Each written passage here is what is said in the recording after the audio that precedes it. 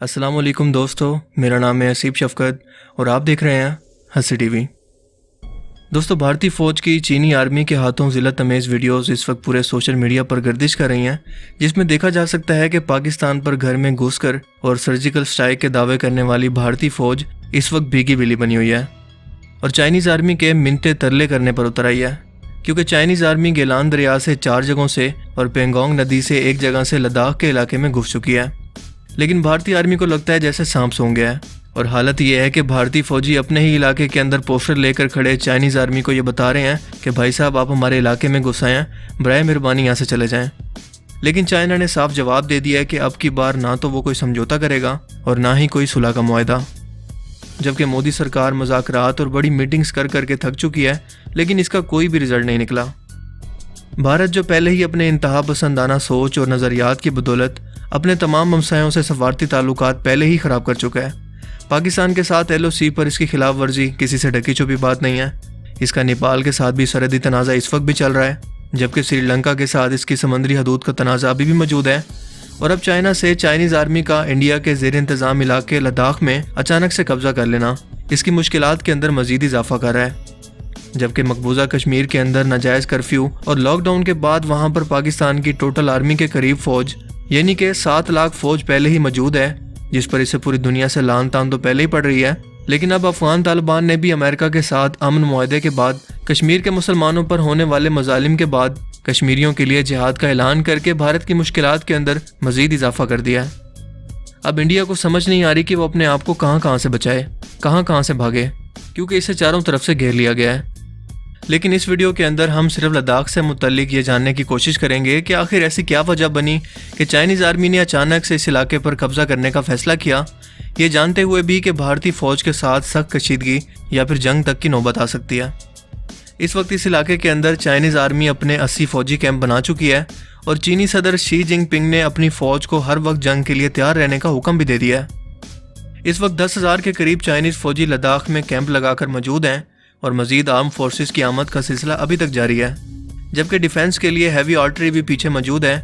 जबकि भारत ने भी अपनी फ़ौज की तादाद लद्दाख के इलाके में बढ़ा दी है और इन दोनों मुल्कों के दरमियान इस इलाके को लेकर तनाज़ा कोई नई बात भी नहीं है। ये काफ़ी अरसे से चला आ रहा है, लेकिन इस वक्त ये तारीख की सबसे इंटेंस तरीन सतह पर मौजूद है, जिसकी शुरुआत खुद सबसे पहले भारत ने किया है, क्योंकि इसने बहुत ही चालाकी और मकारी के साथ पाक चाइना इकोनॉमिकल कॉरिडोर यानी कि CPEC को तबाह करने का मंसूबा बनाया था।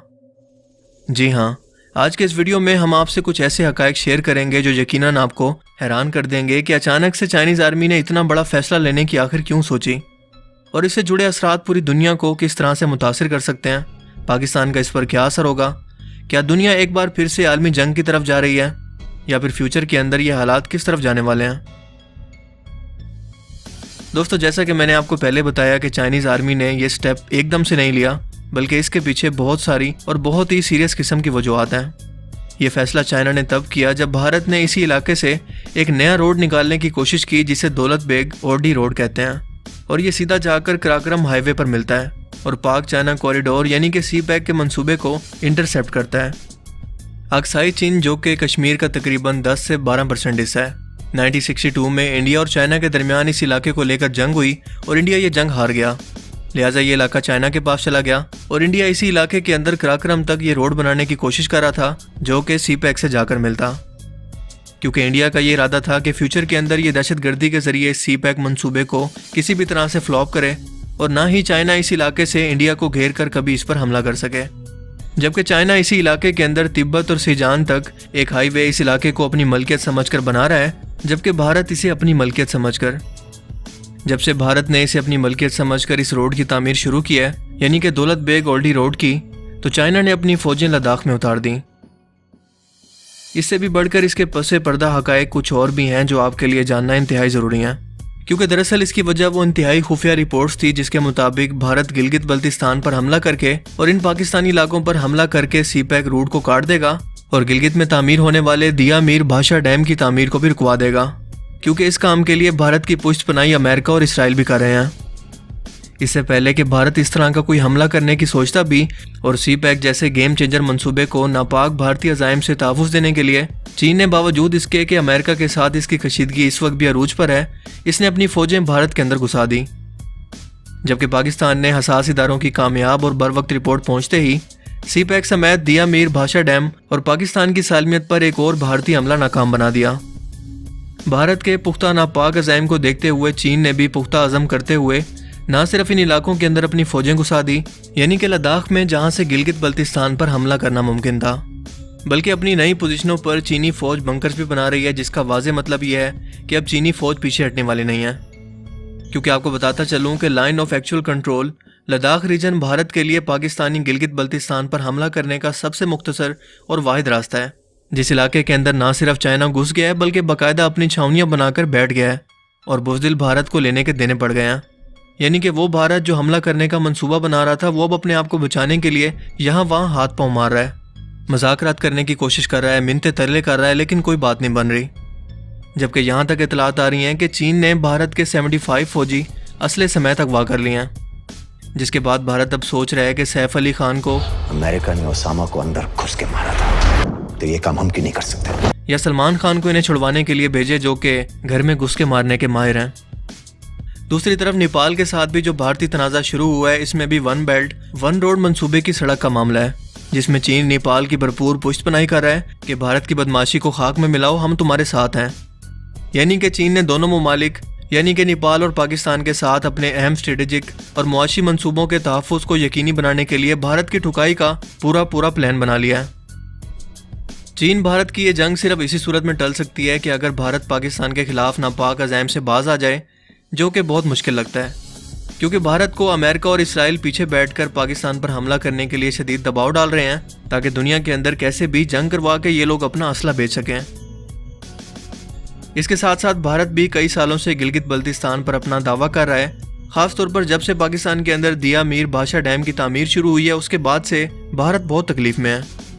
क्योंकि वो जानता है कि अगर ये डैम बन गया तो पाकिस्तान के अंदर बिजली का बहरान काफ़ी हद तक हल हो जाएगा, पानी की कमी भी पूरी हो जाएगी, ज़राअत और खुराक में भी इजाफा होगा, जो कि भारत को किसी भी तरह से काबिल कबूल नहीं है। भारत पिछले 73 सालों से मकबूजा जम्मू कश्मीर से पाकिस्तान में बहने वाले 5 दरियाओं पर छोटे बड़े तकरीबन 124 डैम बनाकर तकरीबन तमाम पानी रोक चुका है, जिसका मकसद ही पाकिस्तान की ज़मीन को बंजर बनाना और पाकिस्तान को भूखा प्यासा मारना है। जो लोग इन 5 दरियाओं के पास रह रहे हैं वो इस बात को जानते हैं कि सिर्फ दरिया सिंध के अलावा बाकी तमाम दरिया भारत की जानिब से पाकिस्तान का पानी रोक दिए जाने की वजह से खुश्क हो चुके हैं, और अब अगर ये डैम बन गया तो भारत की ये मौशी दहशतगर्दी का मंसूबा बिल्कुल खाक में मिल जाएगा, जो कि भारत को किसी सूरत काबिल कबूल नहीं है।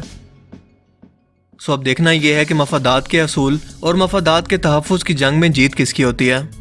हमारे दिफा में आने वाले चीन के साथ हम पाकिस्तानी हर तरह से और हर सतह पर खड़े हैं, जबकि अगर इस टेंशन के दौरान आलमी हालात का जायज़ा लिया जाए तो एक बहुत बड़ी जंग के खतरात पूरे एशियाई खित्ते पर मंडलाते नजर आ रहे हैं। क्योंकि चाइना और इंडिया के दरमियान अगर कोई जंग होती है तो ये जंग सिर्फ इन दोनों ममालिक तक महदूद नहीं रहेगी, बल्कि इंडिया के भी बहुत से हलीफ हैं जो इसके साथ इस जंग में कूद पड़ेंगे, जबकि इसके दुश्मन भी बहुत हैं।